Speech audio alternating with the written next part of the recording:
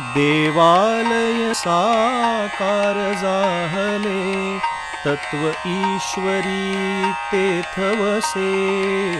भारवाही आधार तयाचा, निश्चलपण पायात बसे.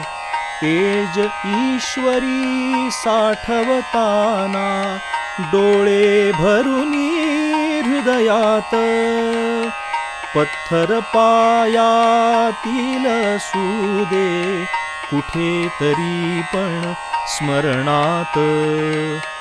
पत्थर पायातील सुदे, कुठेतरी पण स्मरणात. पत्थर पायातील. संघस्थापनेच्या शताब्दीनिमित्त सादर आहे संघव्रती कार्यकर्त्यांची जीवनगाथा. वसंतराव ओक संघप्रचारकांच्या पहिल्या फळीतील एक म्हणून ओळखल्या जाणाऱ्या श्री वसंतराव कृष्णराव ओक यांचा जन्म 13 मे 1914 या दिवशी वर्धा जिल्ह्यातील नाचणगाव येथे झाला. त्यांचे मोठे बंधू श्री मनोहरराव यांच्याबरोबर ते शिक्षणासाठी नागपूरला आले.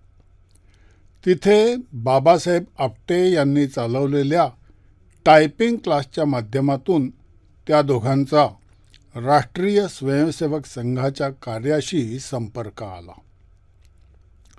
संघाचे संस्थापक डॉक्टर हेडगेवार यांच्या सूचनेनुसार 1936 मध्ये मॅट्रिकनंतर श्री वसंतराव शाखा सुरू करण्यासाठी दिल्लीला आले. त्यांची राहण्याची व्यवस्था मंदिर मार्गावरील हिंदू महासभा भवन इथे झाली होती.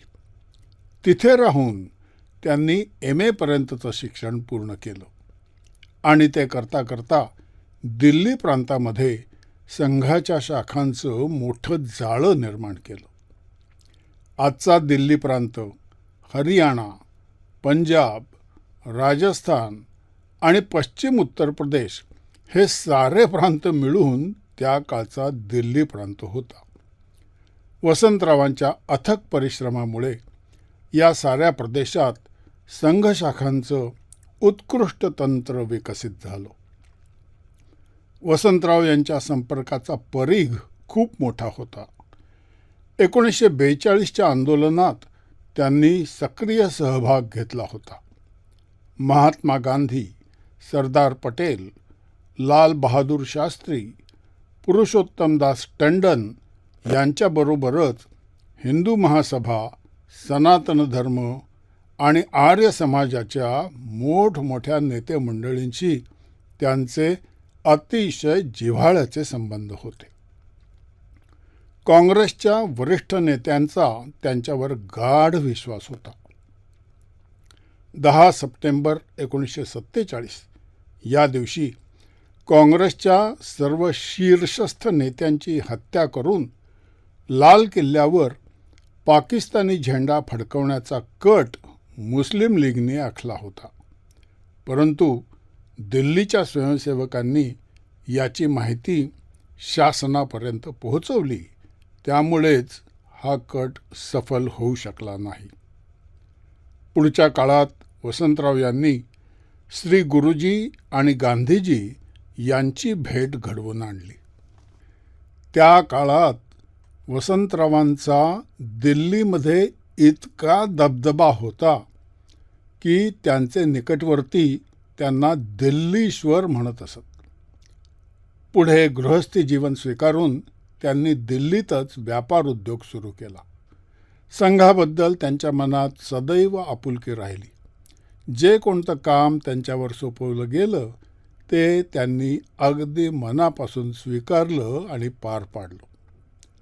गोवा मुक्ती आंदोलनामध्ये एका पथकाचं नेतृत्व करत असताना त्यांच्या पायामध्ये बंदुकीची एक गोळी लागली आणि पुढे ती आयुष्यभर तिथेच अडकून राहिली.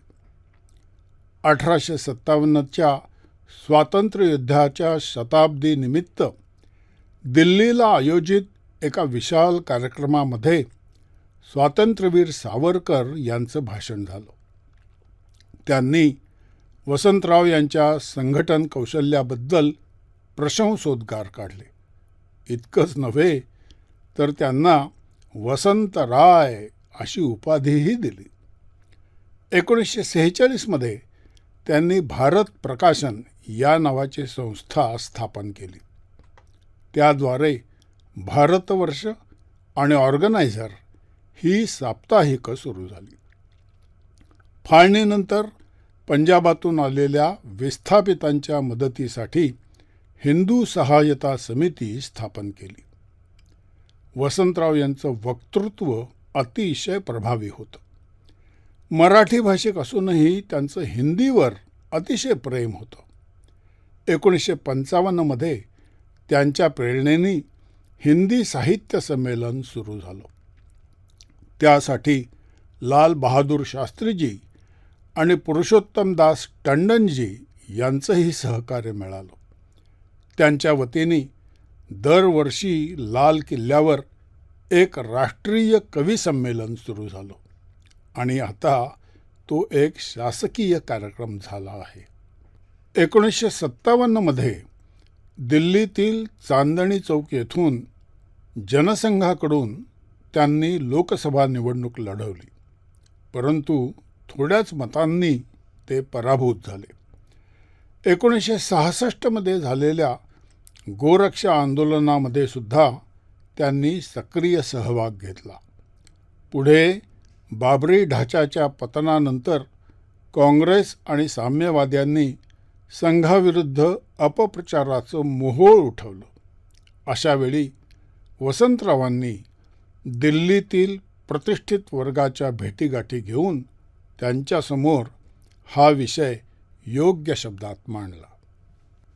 त्यामुळे वातावरणात पुष्कळच बदल झाला.